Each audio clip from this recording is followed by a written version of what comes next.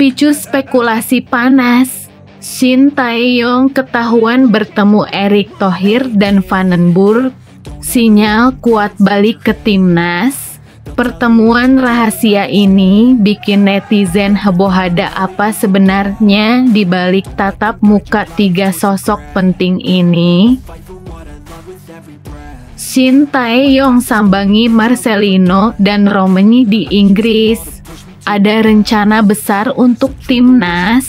Pertemuan rahasia ini terjadi di Oxford United. Apakah ini sinyal proyek jangka panjang timnas Indonesia bersama lagi dengan Coach STY? Media Vietnam heboh, Indonesia bisa lolos duluan ke Piala Dunia 2026. Arab Saudi dan Qatar tersingkir. Mereka tak menyangka skenario ini bisa terjadi. Satu faktor kunci ini bisa jadi penentu sejarah baru timnas Indonesia.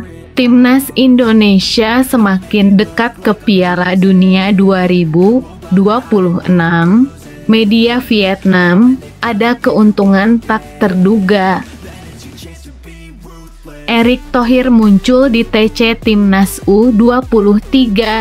Apa yang dikatakannya bikin geger jelang ASEAN Cup 2025. Publik tak menyangka. Komentar Erick bikin para pemain makin panas semangat. Ada pesan mengejutkan yang tak disangka-sangka.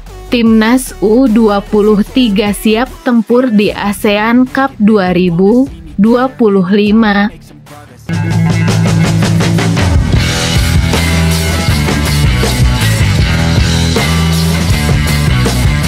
Sebelum kita lanjut ke berita terlengkapnya, alangkah mulianya bagi kalian untuk tekan tombol like, dan yang belum subscribe tolong subscribe channel ini. Picu spekulasi panas. Shin Tae-yong ketahuan bertemu Erick Thohir dan Vandenberg. Sinyal kuat balik ke timnas. Pertemuan rahasia ini bikin netizen heboh. Ada apa sebenarnya di balik tatap muka tiga sosok penting ini? Sebuah momen tak terduga kembali mengguncang jagat sepak bola Indonesia. Mantan pelatih timnas Indonesia, Shin Tae-yong, terlihat melakukan pertemuan tertutup dengan Ketua Umum PSSI Erick Thohir dan pelatih timnas U23 saat ini, Gerald Vandenberg. Pertemuan tersebut memicu spekulasi luas di kalangan pecinta sepak bola tanah air.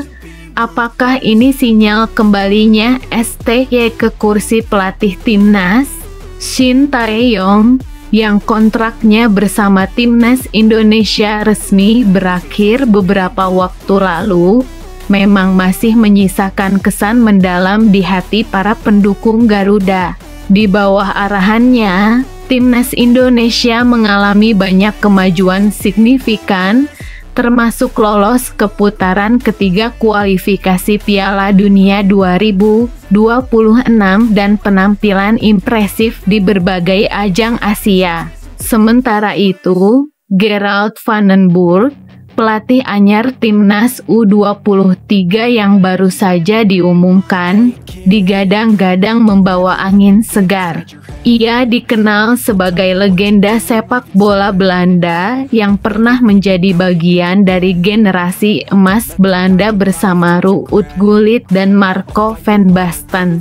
Kehadirannya sebagai pelatih timnas U23 dianggap sebagai langkah ambisius dari PSSI. Namun, publik dikejutkan ketika foto-foto dan laporan tidak resmi mulai beredar, memperlihatkan ketiganya Shin Tae-yong, Erick Thohir, dan Gerald Vandenberg duduk dalam satu meja makan malam di kawasan elit Jakarta. Belum ada keterangan resmi dari pihak PSSI terkait pertemuan tersebut. Namun spekulasi pun bermunculan, apakah ini sinyal kembalinya Shin Tae-yong ke timnas senior?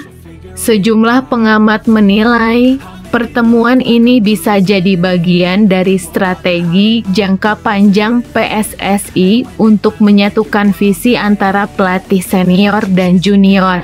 Tak sedikit juga yang menduga bahwa PSSI tengah mempertimbangkan format tandem atau penasihat teknis, di mana Shin Tae-yong bisa berperan mendampingi Vandenberg demi kesinambungan program pembinaan tim nasional dari level U23 hingga senior. Kalau benar STY kembali, ini akan jadi berita besar. Tapi bisa juga dia hanya memberi masukan atau berdiskusi soal program pembinaan pemain muda, ujar seorang sumber internal PSSI yang enggan disebutkan namanya. Sementara itu, hingga artikel ini ditulis, pihak Shin Tae-yong maupun Vandenberg belum memberikan komentar resmi. Publik pun dibuat bertanya-tanya, apakah ini hanya pertemuan biasa antara kolega, atau ada rencana besar di balik layar yang tengah dirancang PSSI dengan Piala Asia U23 dan putaran ketiga kualifikasi Piala Dunia yang semakin dekat. Spekulasi ini bisa menjadi awal dari perubahan besar di tubuh timnas Indonesia. Apakah duet Shin Tae-yong dan Gerald Vandenberg akan menjadi kenyataan? Atau ini hanya sekadar nostalgia dan silaturahmi belaka? Satu hal yang pasti, publik sepak bola Indonesia sedang menanti kejutan berikutnya.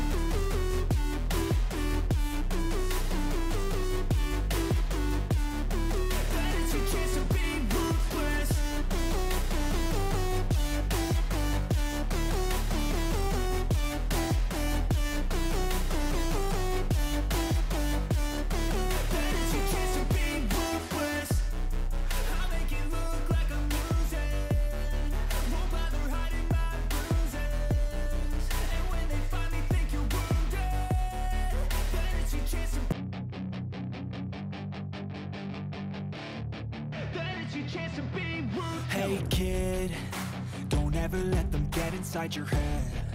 Shin Tae-yong sambangi Marcelino dan Romeni di Inggris. Ada rencana besar untuk timnas. Pertemuan rahasia ini terjadi di Oxford United. Apakah ini sinyal proyek jangka panjang timnas Indonesia bersama lagi dengan coach STY? Oxford, Inggris. Sebuah kejadian menarik kembali menghidupkan spekulasi di kalangan pencinta sepak bola tanah air. Dua pemain timnas Indonesia, Marcelino Ferdinand dan Ole Romeni, yang kini sama-sama merumput bersama klub Ligue 1 Inggris, Oxford United, kedatangan tamu istimewa mantan pelatih timnas Indonesia, Shin Tae-yong. Kunjungan Shin ke markas Oxford United bukan sekadar silaturahmi biasa. Dalam foto-foto yang tersebar luas di media sosial, terlihat suasana serius saat ketiganya duduk dalam satu ruangan yang diyakini sebagai fasilitas klub. Bahasa tubuh mereka menunjukkan adanya pembicaraan mendalam yang langsung memicu berbagai spekulasi tentang topik yang dibahas, termasuk soal masa depan timnas Indonesia. Marcelino Ferdinand, gelandang muda penuh talenta yang baru saja bergabung dengan Oxford United di awal musim, kini mulai menunjukkan potensinya di Inggris.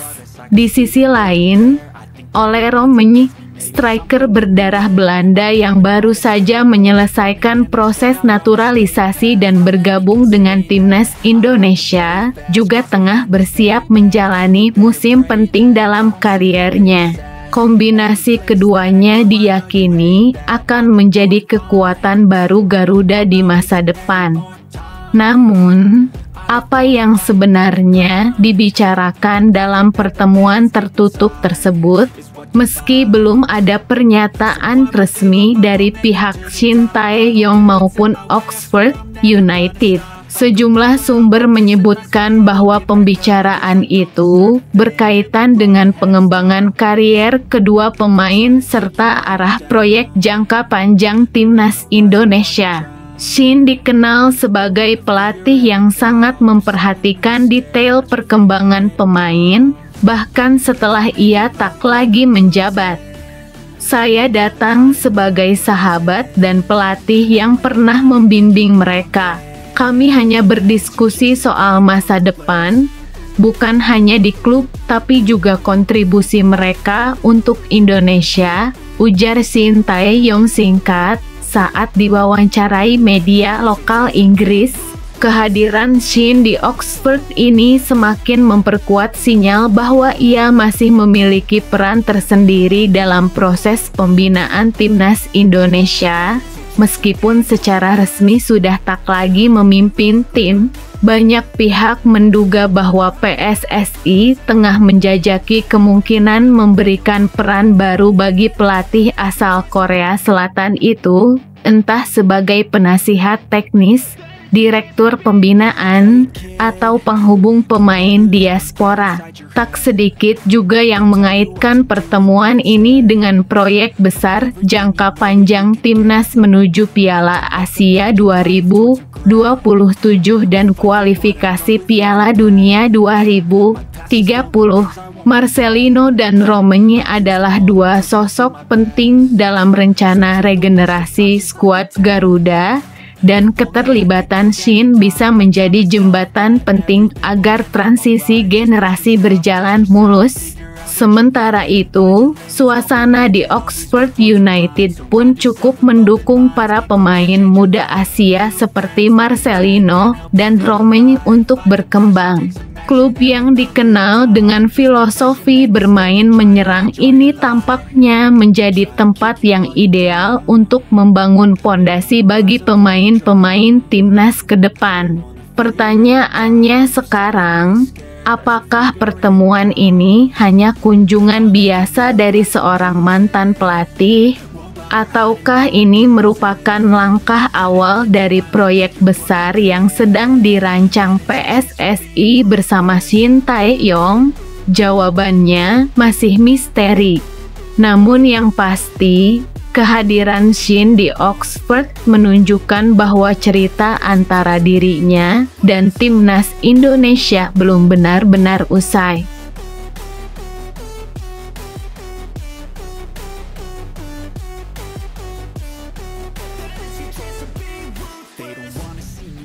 They don't wanna see me care. Anytime I make some progress, I can see that they compare. I think everyone's against me, maybe something in the air. Am I paranoid? I swear a void is forming and they're scared. I walk a straight path, not many can say that. I like to play fast, cross me and there's payback. You better pray that I don't see your face at any place that I go. I know you hate that. I've been doing fine, I'm not wasting any more time. I live for the fight and the climb, and I think that the pain that's deep inside is what defines. Media Vietnam heboh, Indonesia bisa lolos duluan ke Piala Dunia 2026, Arab Saudi dan Qatar tersingkir. Mereka tak menyangka skenario ini bisa terjadi. Satu faktor kunci ini bisa jadi penentu sejarah baru timnas Indonesia. Timnas Indonesia semakin dekat ke Piala Dunia 2026. Media Vietnam ada keuntungan tak terduga. Harapan timnas Indonesia untuk mencetak sejarah dan lolos ke Piala Dunia 2026 kini kian menggelora. Setelah berhasil melaju ke round 4 kualifikasi zona Asia, kini Garuda Nusantara mulai disebut-sebut sebagai salah satu kandidat kuat untuk lolos ke turnamen akbar 4 tahunan tersebut. Namun, jalan menuju Amerika Utara tentu tidak mudah. Timnas Indonesia harus berhadapan dengan raksasa-raksasa Asia Barat seperti Arab Saudi, Qatar, hingga Iran. Tapi, yang menarik, media dari negara tetangga, Vietnam, justru menyoroti peluang Indonesia dari sudut pandang berbeda dan cukup mengejutkan. Dalam laporan yang dipublikasikan oleh media Vietnam, Tethao 247 dan Soha, disebutkan bahwa ada situasi yang bisa menguntungkan Timnas Indonesia. Timnas Indonesia dapat meningkatkan peluangnya untuk lolos ke Piala Dunia 2026 dengan perkembangan terkini, tulis media Soha. Apa yang dimaksud dengan perkembangan terkini? Ternyata, ini berkaitan dengan rumor yang berembus kencang soal Iran. Kabarnya, tim kuat asal Timur Tengah itu berisiko dicoret oleh FIFA karena konflik bersenjata yang melibatkan Israel.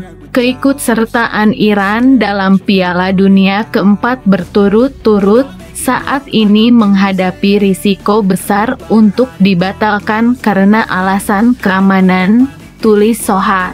Jika kabar tersebut menjadi kenyataan, maka secara tidak langsung Timnas Indonesia akan mendapat angin segar.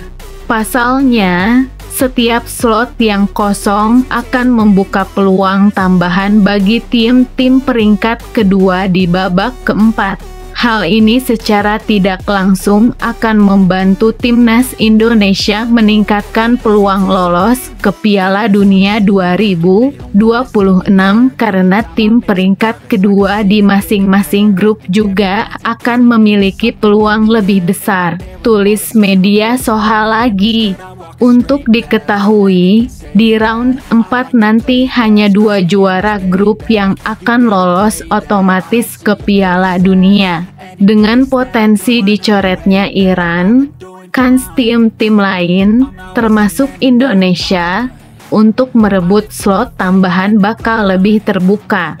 Namun demikian, media Vietnam juga menyoroti keputusan kontroversial dari AFC yang menunjuk Arab Saudi dan Qatar sebagai tuan rumah round 4. Tentu saja, hal ini dinilai memberikan keuntungan besar bagi dua negara tersebut, dan sebaliknya, bisa menjadi tantangan tersendiri bagi Indonesia.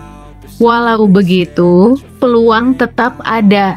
Yang dibutuhkan saat ini adalah persiapan yang matang dan strategi jitu agar Timnas Indonesia mampu bersaing dan mencuri tiket ke Piala Dunia 2026. Nah, bagaimana menurut kamu? Apakah benar situasi ini bisa menjadi jalan bagi Timnas Indonesia ke Piala Dunia? Apakah wajar jika AFC menunjuk tuan rumah yang juga pesaing berat? Yuk, bagikan pendapatmu di kolom komentar.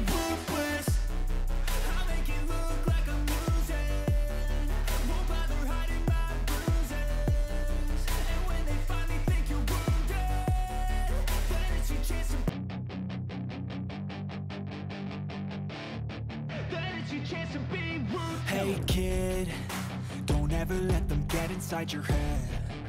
They'll tell you what to do in life instead of everything you know that you could get. Don't let them guide your life towards regret. I'll fight for what I love with every breath. Erick Thohir muncul di TC Timnas U23. Apa yang dikatakannya bikin geger jelang ASEAN Cup 2025. Publik tak menyangka, komentar Erick bikin para pemain makin panas semangat. Ada pesan mengejutkan yang tak disangka-sangka. Timnas U23 siap tempur di ASEAN Cup 2025. Erick Thohir turun langsung. Ini daftar pemain dan grupnya Timnas U23 Indonesia saat ini tengah menjalani pemusatan latihan TC di Jakarta sebagai persiapan menghadapi ajang bergengsi ASEAN Cup U23 2025. Turnamen ini akan mulai digelar pada 15 Juli 2025 dan menariknya, Indonesia akan bertindak sebagai tuan rumah. Pertandingan nanti bakal berlangsung di dua venue ikonik, Stadion Utama Gelora Bung Karno (SUGBK) Jakarta dan Stadion Patriot Candrabhaga Bekasi. Sebagai tuan rumah, skuad Garuda Muda otomatis menempati grup A. Berikut adalah pembagian grup lengkap ASEAN Cup U23 2025. Grup A Indonesia, Malaysia, Filipina, Brunei. Grup B Vietnam, Kamboja, Laos. Grup C Thailand, Myanmar, Timor Leste. Suasana latihan Timnas U23 pada Jumat 27/6/2025 terasa spesial, bukan karena formasi baru atau taktik yang diubah, tapi karena latihan tim asuhan Gerald Vandenburg ini didatangi langsung oleh Ketua Umum PSSI, Erick Thohir. Melalui akun Instagram pribadinya, Erick membagikan momen tersebut dan menyampaikan pesan penuh motivasi kepada para pemain muda.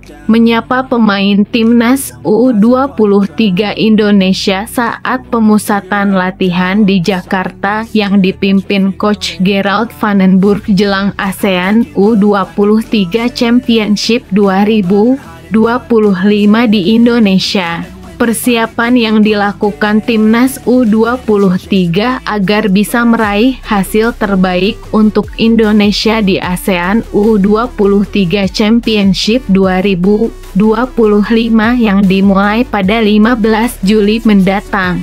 Terus berlatih dan tingkatkan kemampuan untuk bisa memberikan yang terbaik untuk Indonesia, tulis Erick Thohir.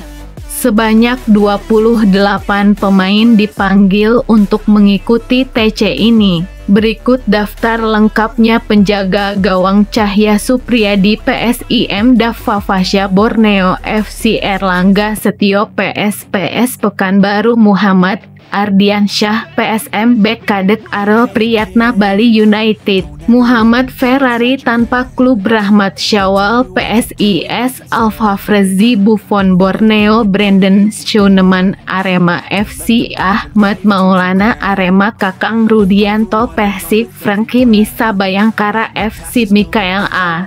Tata (Persebaya), gelandang Rivaldo E. Papahan (Borneo), Robi Darwis (Persib), Tony Firmansyah (Persebaya), Muhammad R. Hanan Persija, Donitri Pamungkas Persija, Yardan Yafi Persita, Arkan Fikri Arema, penyerang Victor Dethan PSM, Althaf Indi Ariski Persis Hoki Caraka PSS, Jens Raven Dordrecht Dominikus Dion PSS, Firman Juliansyah Semen Padang, Rahmat Arjuna Reski Bali, Ahmad Wadil Malut. Apa pendapat kamu soal skuad yang dipilih dan peluang Indonesia sebagai tuan rumah di ASEAN Cup U23 2025 ini?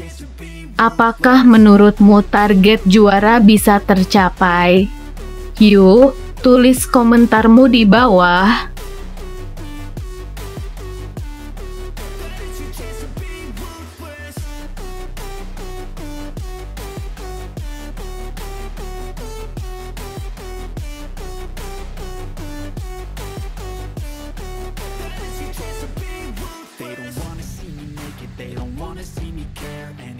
Make some progress, I can see that they compare. I think everyone's against me, maybe something in the air. Am I paranoid? I swear a void is forming and they're scared. I walk a straight path, not many can say that. I like to play fast, cross me and there's payback. You better pray that I don't see your face at any place that I go, I know you hate that. I've been doing fine, I'm not wasting any more time. Manchester United capai kesepakatan lisan dengan Tom Hutton di tengah perombakan besar. Di tengah gelombang besar perombakan skuad, Manchester United dikabarkan telah mencapai kesepakatan lisan untuk memperpanjang kontrak kiper veteran Tom Hutton menurut laporan The Sun. Hutton yang kini berusia 39 tahun sedang dalam pembicaraan serius dengan klub untuk menambah masa baktinya di Old Trafford hingga usia kepala 4. Meski tak lagi muda, pengalaman dan pengaruhnya di ruang ganti tampaknya masih sangat dihargai, terutama di tengah pergolakan besar yang sedang terjadi di tubuh Setan Merah.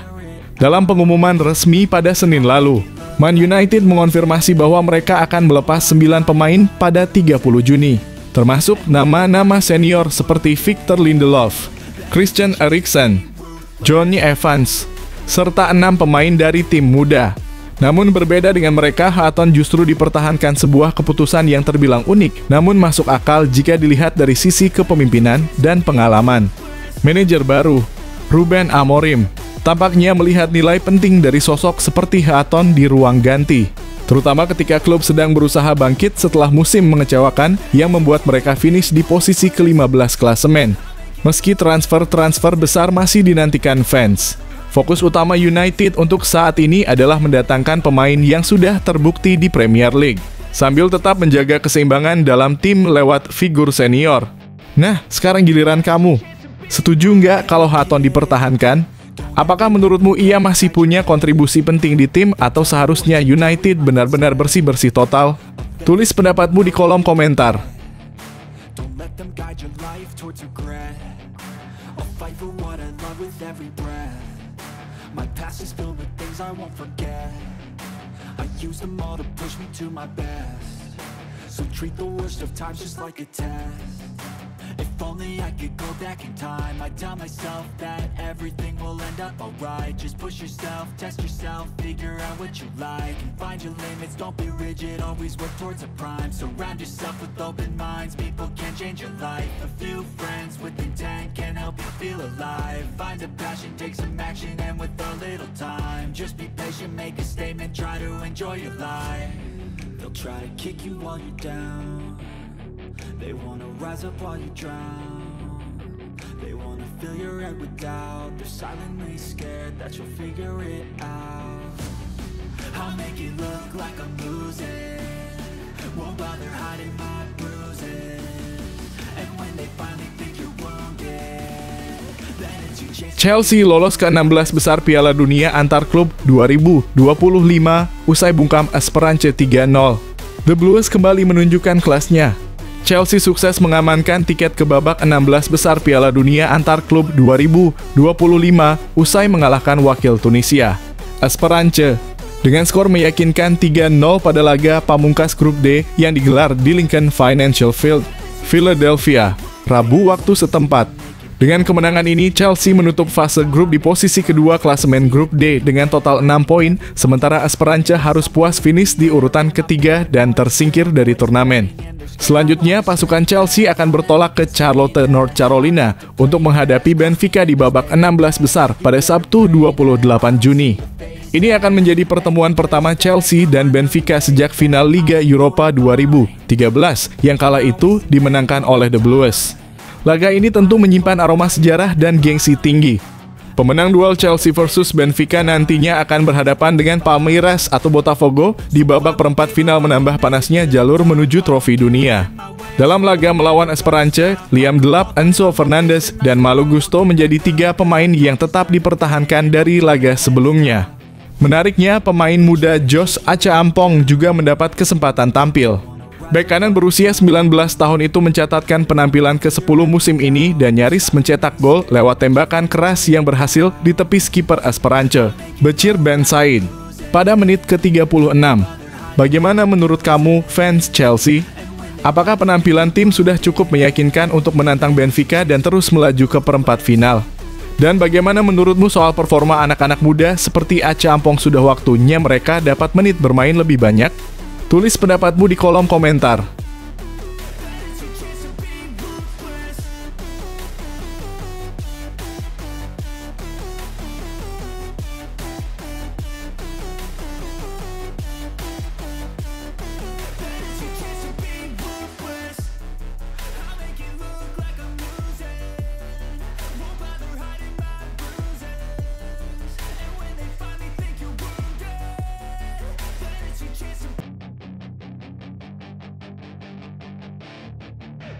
Hey kid, don't ever let them get inside your head. They'll tell you what to do in life instead of everything you know that you could get. Don't let them guide your life towards regret. I'll fight for what I love with every breath. My past is filled with things I won't forget. I use them all to push me to my best. So treat the worst of times just like a test. If only I could go Bintang baru Man City, Ryan Ait-Nouri, antusias berkembang di bawah asuhan Pep Guardiola. Manchester City tak main-main menyambut musim 2025/26. Salah satu rekrutan anyar mereka, Ryan Ait-Nouri, menunjukkan antusiasme tinggi setelah resmi bergabung dari Wolverhampton dengan banderol 36,8 juta euro. Bek kiri berdarah Aljazair ini menjadi bagian dari proyek besar The Citizens untuk memperbaiki lini belakang yang sempat goyah musim lalu. Didatangkan dengan ekspektasi besar, Ait-Nouri langsung unjuk gigi dalam debutnya. Ia tampil solid dan ikut berperan dalam kemenangan telak 6-0 atas Al Ain di fase grup Piala Dunia antar klub 2025. Penampilannya mendapat sorotan tidak hanya karena kontribusi bertahan, tetapi juga kemampuan ofensifnya yang menambah daya gedor City dari sisi sayap. Dalam pernyataannya, Ait-Nouri tidak menyembunyikan rasa semangatnya untuk bekerja bersama salah satu manajer terbaik dunia. Saya sangat antusias dan percaya diri bisa terus berkembang di bawah komando Pep Guardiola, ujar Ait-Nouri. Kepercayaan diri ini tampaknya bukan tanpa alasan. Selama memperkuat Wolves dari 2021 hingga 2025, pemain berusia 24 tahun ini menunjukkan perkembangan pesat dan menjadi salah satu bek kiri paling menjanjikan di Premier League. Kini bersama Guardiola, ia berharap bisa naik level dan menembus elite sepak bola Eropa. Bagaimana menurut kamu, fans Man City? Apakah Ait-Nouri akan menjadi jawaban untuk lini pertahanan City yang sempat rapuh? Dan seberapa besar pengaruh Pep Guardiola dalam mendongkrak performa pemain seperti Ait-Nouri? Yuk, tulis pendapatmu di kolom komentar.